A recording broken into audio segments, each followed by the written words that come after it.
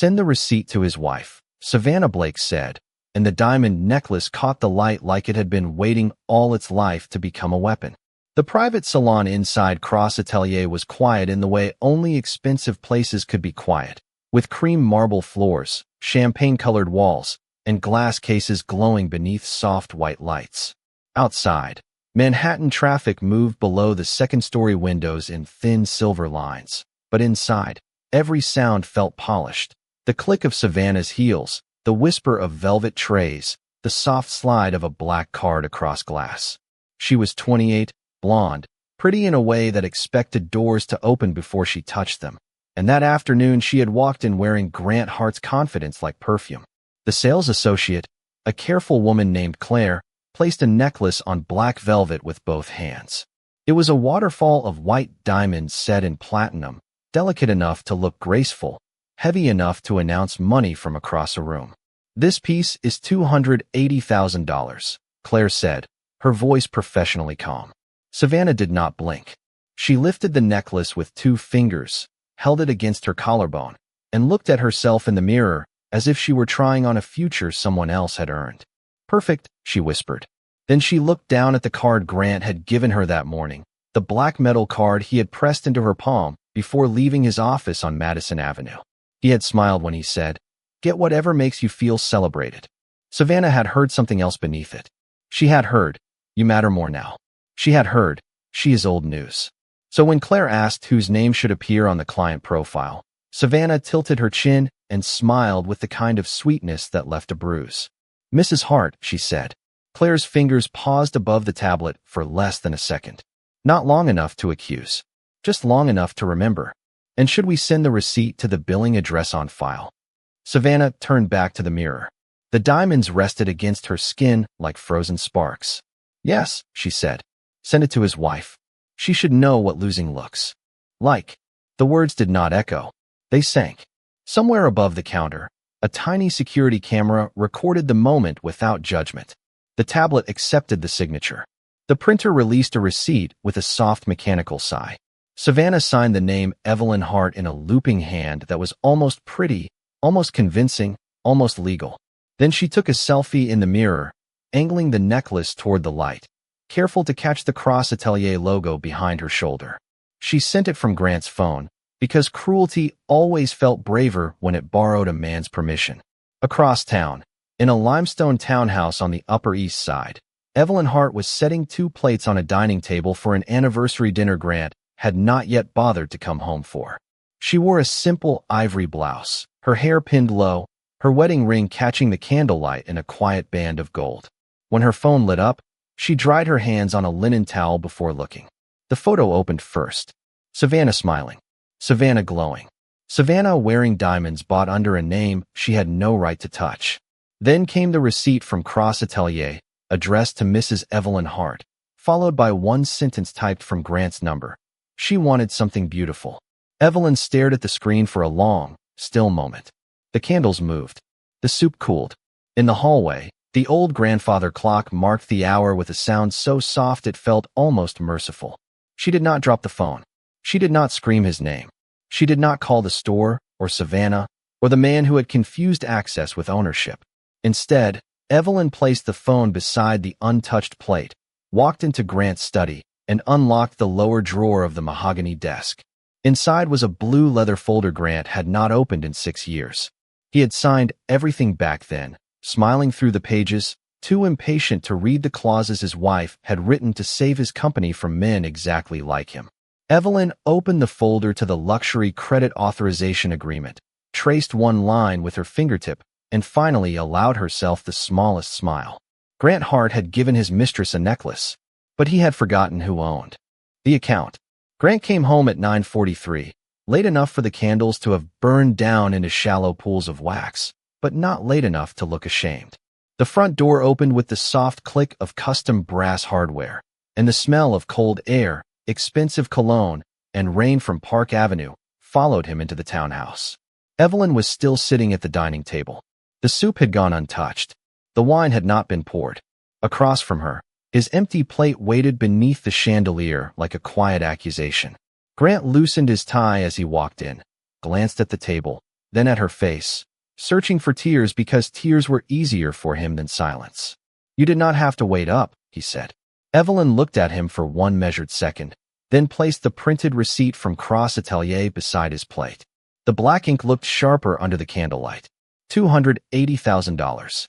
Platinum diamond necklace. Client signature, Evelyn Hart. Grant saw the receipt, and something almost like irritation crossed his face before guilt could reach it. "Savannah has dramatic taste," he said, pulling out his chair as if this were a business inconvenience, not a marriage breaking open. Evelyn did not move. "She signed my name." Grant gave a tired smile, the kind he used in boardrooms when he wanted people to feel small without raising his voice. "It is a store account, Evelyn. Do not turn this into a courtroom." That was the thing about Grant Hart. He remembered Evelyn as the woman who stood behind him at charity dinners, who adjusted his cuff links before interviews, who smiled when reporters called him self-made. He did not remember the woman who had sat beside him at 2 a.m, rewriting loan structures while he paced the floor with panic in his eyes. He did not remember the woman who had negotiated his first investor extension when Hart and Vale was 3 days from missing payroll. He did not remember because her brilliance had always been useful to him only when it was invisible. Evelyn folded her hands in her lap. "Did you give her permission to use the Hart luxury account?" Grant laughed once, short and dismissive. "I gave her a card. There is a difference." "Not legally," Evelyn said. The room changed after that. It was not loud. Nothing shattered. The old clock in the hallway kept breathing out the seconds, and the city lights moved across the windows behind him. But Grant finally looked at her the way men look at locked doors after realizing they left the key on the other side. He leaned back. "What is that supposed to mean?" Evelyn rose from the table and walked to the sideboard where the blue leather folder now rested beside a silver tray. She opened it calmly, turning the pages with the same hands that had once signed birthday cards for his employees and thank you notes to his clients. 6 years ago, Cross Atelier extended a private jewelry credit line to Hart and Vale as part of an executive branding agreement. "You signed as company representative. I signed as the primary authorized holder and financial guarantor." Grant's jaw tightened. He hated details when they did not belong to him. "That was paperwork. That was ownership," Evelyn said. For the first time all evening, his confidence lost its shape. He looked down at the receipt again, and Savannah's name seemed to appear between every line, though it was not printed anywhere. Evelyn could almost see the arithmetic happening behind his eyes. The necklace, the card, the forged signature, the public profile, the account he had treated like a toy because his wife had made it feel effortless. "You are overreacting," he said, but his voice had softened by half an inch. Evelyn closed the folder. "No, Grant. I am finally reading what you signed." He stood, anger rising not from pain, but from the humiliation of being corrected in his own dining room. "So what are you going to do? Embarrass me over a necklace?" Evelyn picked up her phone. The screen glowed against her palm, reflecting in her wedding ring one last time. "No," she said. "Savannah already did that." Then she tapped one save contact, Cross Atelier account compliance, and requested an immediate identity review on the Hart luxury credit line. Grant stared at her as if he expected the woman he had ignored to vanish and the obedient version to return. But Evelyn only looked at the candles, at the dinner gone cold, at the life she had kept warm for a man who had mistaken patience for weakness. When the confirmation email arrived 30 seconds later, she did not smile. She simply turned the phone so he could read the first line. "Account access suspended pending verification by primary holder." Somewhere in Manhattan, a diamond necklace was still glittering against Savannah Blake's throat, but the account beneath it had already begun to close.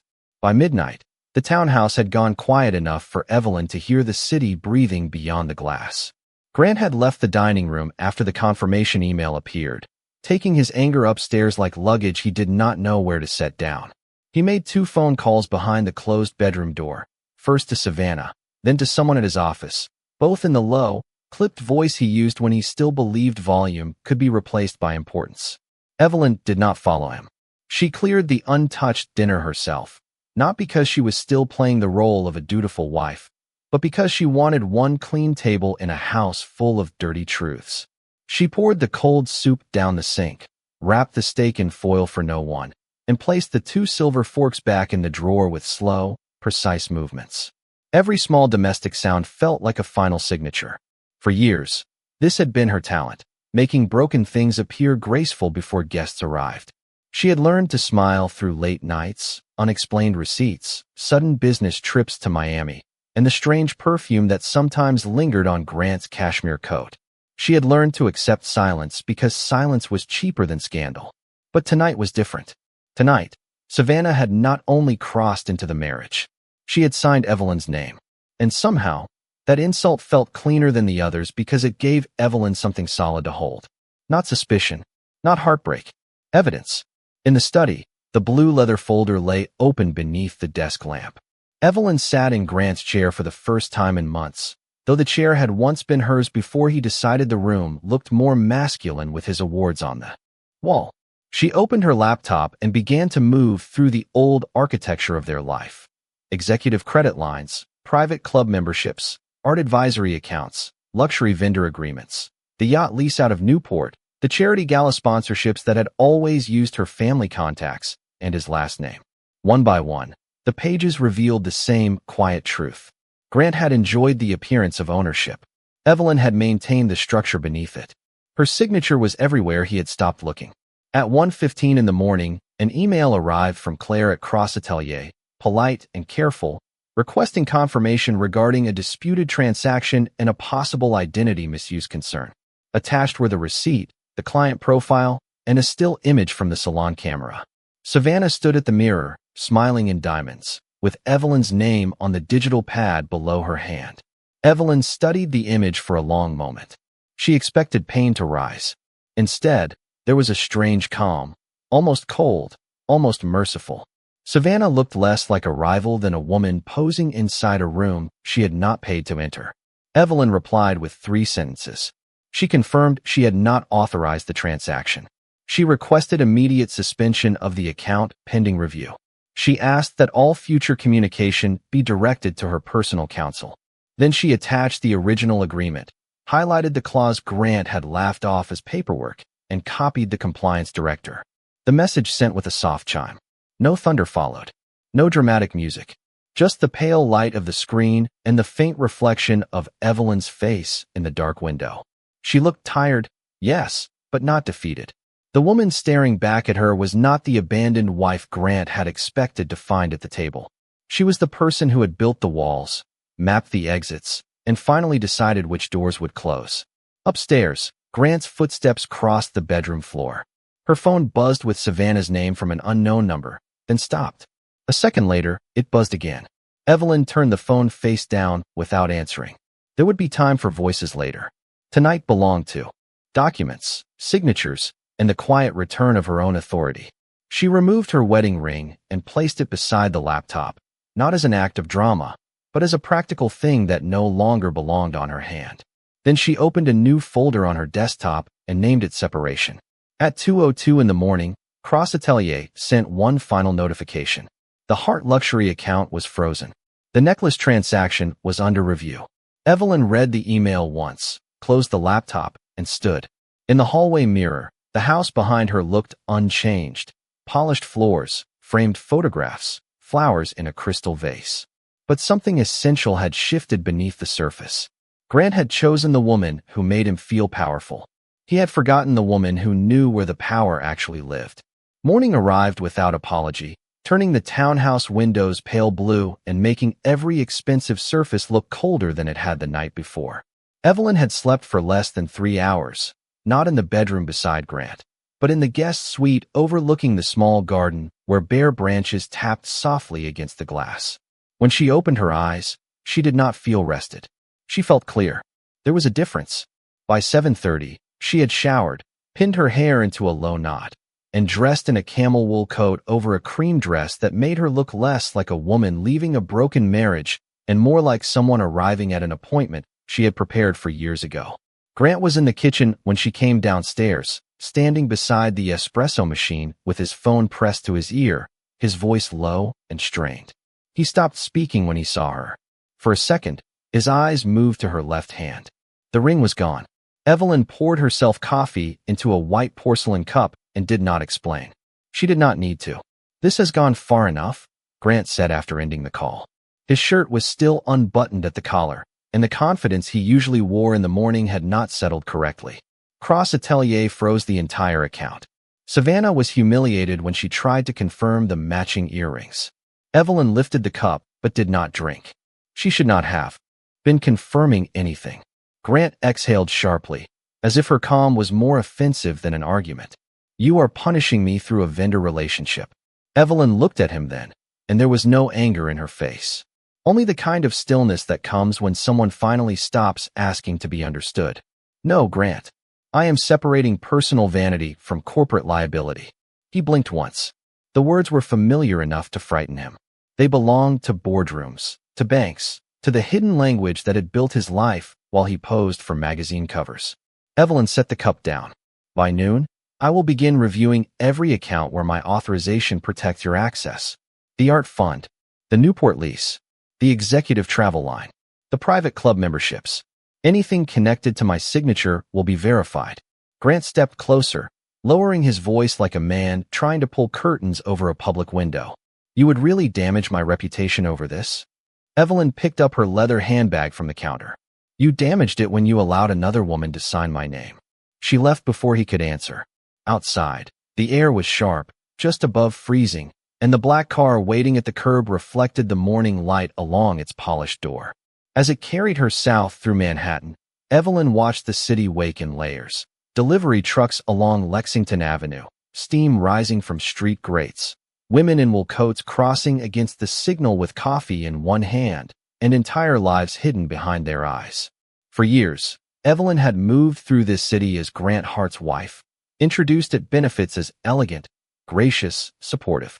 But before Grant, before the townhouse, before the dinners where men praised her husband for strategies she had written on yellow legal pads, Evelyn had been the youngest senior counsel at Whitman, Rowe and Calder, a financial law firm with limestone columns, brass elevators, and partners who did not stand up for many people. When she walked through those doors at 8:48, 3 assistants looked up from the reception desk. One recognized her first, then another. By the time Evelyn reached the elevators, the whisper had already traveled faster than the marble could echo. Evelyn Hart was back. On the 32nd floor, Margaret Rose stepped out of a glass conference room and removed her reading glasses. She was 61, silver-haired, precise, and one of the few people in New York who had known Evelyn before she became half of someone else's last name. For a long second, neither woman said anything. Then Margaret opened her arms, not dramatically, not tenderly, but with the quiet respect of someone welcoming a blade back to its sheath. I wondered how long you would let him borrow your light, Margaret said. Evelyn allowed herself a small breath that almost became a laugh. Long enough. They sat in Margaret's office overlooking Bryant Park, where the winter trees stood dark against the morning. Evelyn did not cry when she explained the forged signature, the frozen account, the structure of Grant's executive credit network. She laid out the documents in neat stacks. Vendor agreements, guarantor clauses, personal authorization forms, copies of board approvals Grant had never read. Margaret reviewed them slowly, her expression sharpening page by page. You understand what this means, Margaret said. Evelyn looked out at the city she had helped Grant conquer from behind a closed door. It means he never owned as much as he thought he did. By 11:15, Evelyn had authorized formal reviews on 4 luxury accounts and requested compliance holds on 2 more. No scandal. No shouting. Just emails written in clean legal language, moving through New York like quiet snow covering a dirty street. Across town, Grant's phone began lighting up again. And somewhere inside Cross Atelier, Savannah Blake stood before a mirror with the necklace still at her throat, unaware that the woman she had tried to shame was not collapsing. She was returning to work. By early afternoon, the reviews Evelyn had requested were no longer just emails moving through private inboxes. They had become quiet interruptions in rooms where Grant Hart was used to being welcomed without question. At the Executive Club on East 52nd Street, his membership privileges were placed under administrative review. At the art advisory firm in Chelsea, a pending acquisition was paused until the guarantor's signature could be verified. At the travel office that handled his private flights, a polite message appeared beside his profile. Authorization confirmation required. Nothing was dramatic enough to become gossip yet. That was what made it beautiful. Evelyn did not cut wires. She turned off lights one switch at a time. At 2:10, while she was still in Margaret Rowe's office with a yellow legal pad beside her coffee, Margaret's assistant knocked softly and stepped inside. "Nathaniel Cross is on line 1, she said. Margaret glanced at Evelyn, and the air shifted by a degree. Nathaniel Cross did not call people unless the matter was worth his voice. He owned Cross Atelier, but that was only the part people saw through velvet windows and magazine covers. Behind the diamonds was a private empire of mines, designers, security vaults, and investment partnerships stretching from New York to Geneva. He was known for being courteous, exact, and impossible to impress. Evelyn took the call herself. "This is Evelyn Hart." For a moment, there was only the clean silence of an expensive office line. Then a man's voice answered, low and controlled. "Miss Hart, thank you for speaking with me. I reviewed the documents you sent to our compliance division." He did not call her Mrs. Hart. The distinction was small. Evelyn heard it anyway. "Then you understand why the account must remain frozen." "I understand more than that," Nathaniel said. "I understand that the structure protecting that account was not designed by Grant Hart." Door that opened without a sound. Evelyn arrived alone. She wore the same camel coat, the same cream dress, and no jewelry except a slim watch her father had given her when she graduated from Columbia Law. The receptionist seemed to know her name before she spoke it. A private elevator carried her upward, its mirrored walls reflecting a woman who looked composed enough to be mistaken for untouched. Nathaniel Cross was waiting in a conference room lined with dark walnut shelves and framed sketches of old jewelry designs. He was in his early 40s, tall, with dark blonde hair brushed back neatly, and a charcoal suit that looked quiet rather than expensive. He did not reach for her hand too quickly. He did not offer sympathy like a performance. He simply stood and said, "Ms. Hart, I am sorry your name was used in my house without your consent." The sentence landed with more dignity than any apology Grant had ever attempted. Evelyn placed her folder on the table. "Thank you, but I am not here to be comforted." Nathaniel's eyes moved briefly to the folder, then back to her face. "No, I did not think you were." They sat across from each other while the city softened into late afternoon behind the windows. Evelyn explained the account history, the corporate branding agreement, the guarantor clause, and the identity misuse issue with the calm precision of someone returning to a language she had never truly forgotten. Nathaniel listened without interrupting. That alone made the room feel unfamiliar. Grant had always interrupted when details threatened his pride. Nathaniel took notes. When she finished, he opened a thin file of his own and turned one page toward her. It contained the still image from the boutique camera. Savannah at the mirror, the necklace bright against her throat, Evelyn's name beneath her hand. "Most clients ask us to make things disappear," Nathaniel said. "You asked us to preserve the record." Then admiration. "Cross Atelier is restructuring our entire private credit division before the Legacy Gala this weekend," he said. "I was looking for someone who understands value beyond price." Evelyn held his gaze. Outside, Fifth Avenue glittered in the cold. Inside, for the first time in years, a powerful man was not asking to stand in front of her work. He was asking her to own it. "Then you should know," she said, closing the folder. "I do not lend my name twice to men who misuse it." Nathaniel nodded once, as if that answer confirmed everything he had hoped to find. "Good," he said. "Then let us build something that cannot be stolen." The next morning, Savannah Blake returned to Cross Atelier wearing the same diamond necklace, but not the same confidence.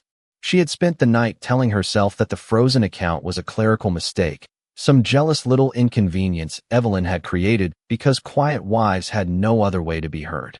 Grant had promised he would fix it before lunch. Bracelet. Mr. Hart approved it. Claire did not touch the card right away. "Of course. I will check availability." Savannah walked to the mirror while Claire moved behind the counter. The necklace glittered against her throat, brilliant and cold, and for a moment Savannah let herself breathe again, with trembling dignity. Claire listened, then replied in the careful tone of someone standing on legal ground. "Mr. Hart, the account cannot be reopened without written confirmation from Ms. Evelyn Hart and our compliance director. The transaction from yesterday is under review due to unauthorized signature use." Savannah watched Claire say the words, each one soft, each one devastating. Unauthorized. Signature. Review.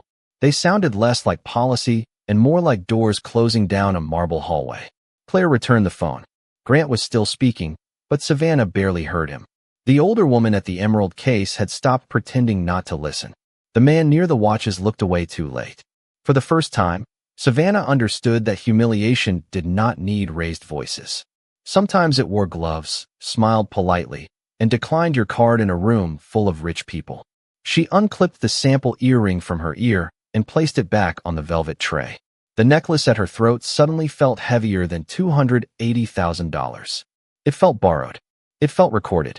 It felt like Evelyn Hart's name resting against her skin. By Saturday evening, the Legacy Gala had turned Cross Atelier into the kind of New York fantasy people pretended not to chase. Outside the limestone building on Fifth Avenue, black cars lined the curb beneath winter trees wrapped in white lights, and photographers waited behind velvet ropes for faces worth remembering.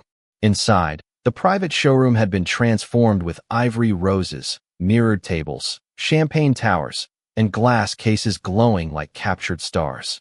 Every guest seemed polished from a distance. Charity chairs and silk gowns, hedge fund wives with quiet diamonds, old money families who spoke softly because they had never needed to shout.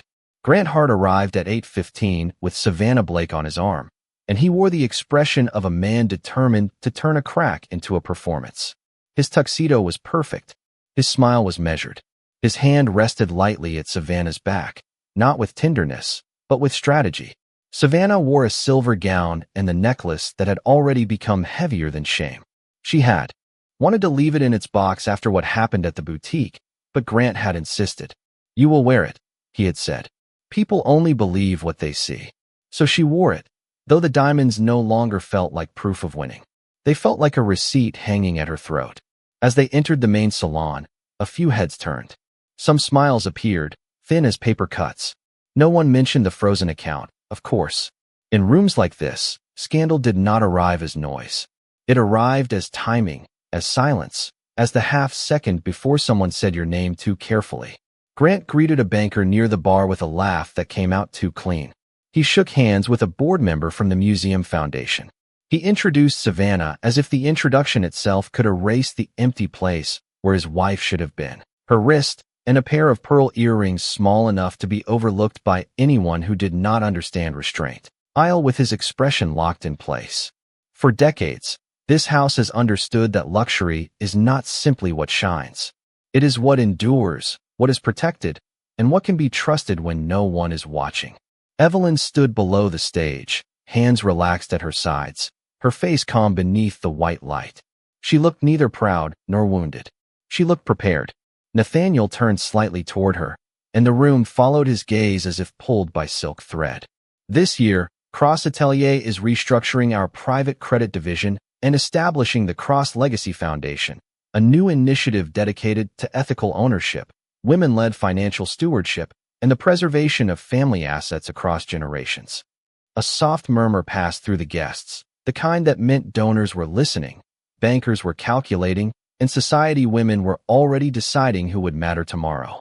Nathaniel paused, then said, "The chair of that foundation, and our strategic advisor for the restructuring, is Ms. Evelyn Hart." For 1 second, the room became so still that the music seemed to disappear from memory.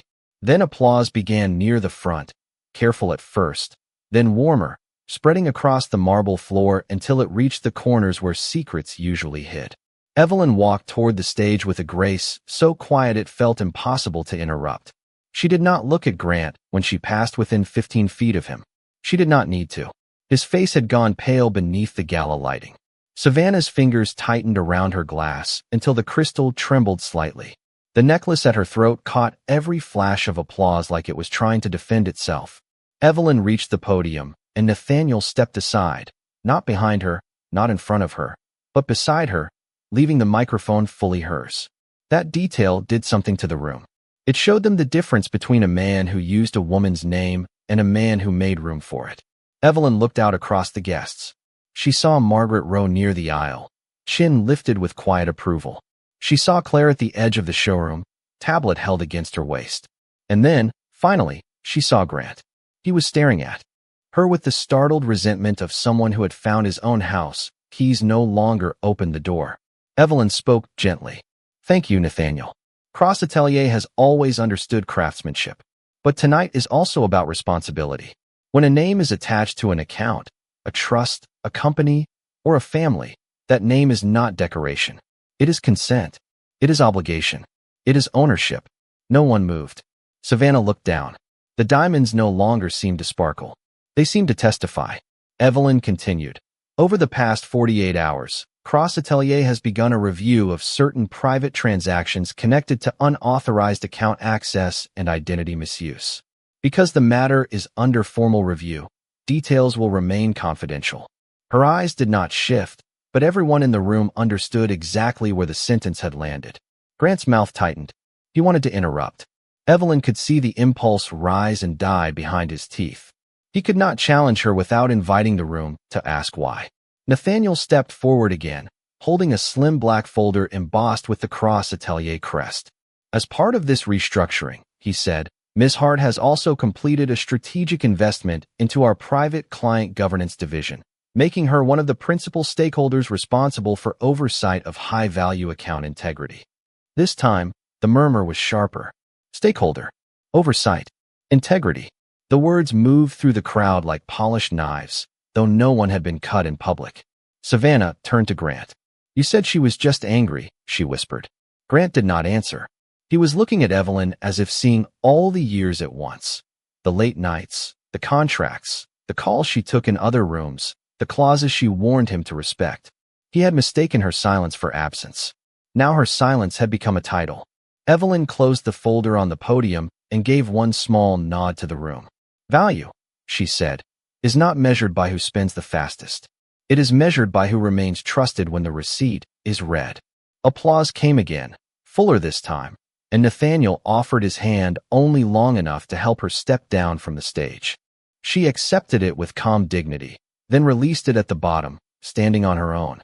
Across the room, Savannah's hand rose to the necklace as if she wanted to hide it inside her palm. Grant finally took one step forward, but Claire appeared first, accompanied by the compliance director in a dark suit, both moving with the quiet precision of people who already knew the ending before anyone else did.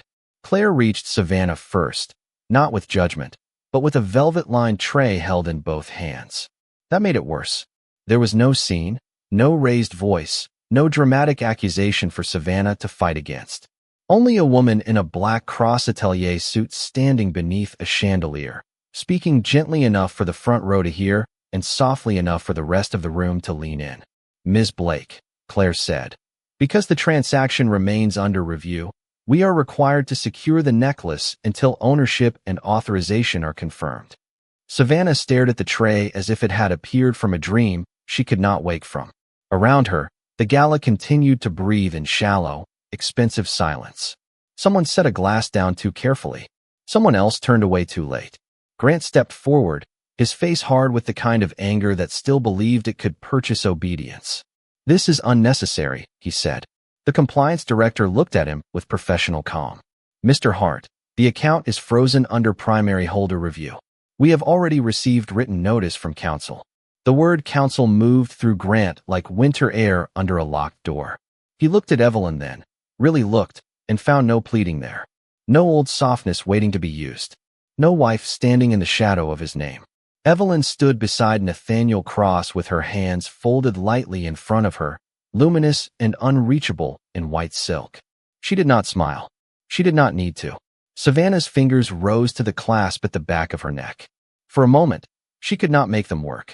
The diamonds that had felt so powerful 2 days earlier now felt impossible to hold. Claire waited without rushing her.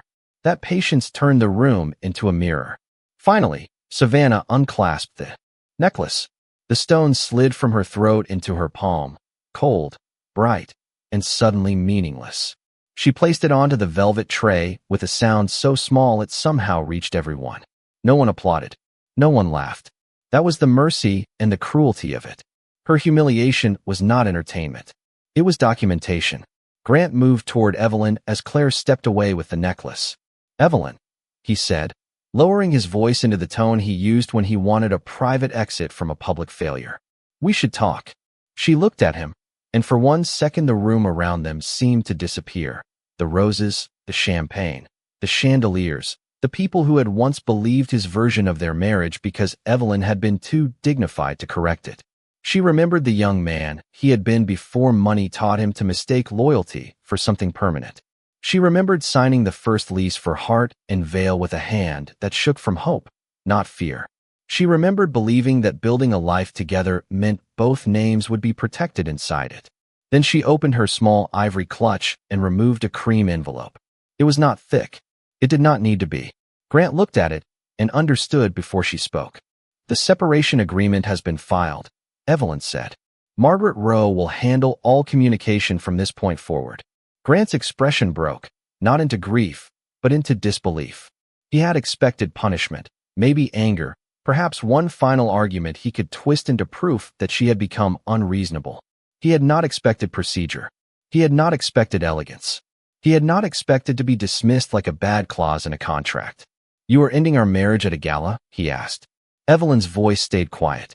"No, Grant. You ended it in private. I am only refusing to hide the paperwork." Nathaniel did not speak. He simply stood beside her, a steady presence that asked nothing from her silence. Across the room, Margaret Rowe gave one nearly invisible nod. Evelyn placed the envelope in Grant's hand and stepped past him before he could turn his shock into another sentence. Outside, Fifth Avenue glittered beneath the winter night, the black cars, reflecting white lights like stars trapped on polished metal. Evelyn descended the marble steps without looking back. Behind her, the music resumed, softer now, as if the room itself had learned restraint. Grant remained inside with an envelope in his hand and an empire suddenly full of locked doors. Savannah stood near the wall, bare at the throat, finally understanding that diamonds had never made her powerful. They had only made her visible. Evelyn reached the curb, breathed in the cold New York air, and felt something inside her unclench for the first time in years. She had not won him back. She had taken back her name, her work, her future, and the quiet right to walk away shining without asking anyone to watch.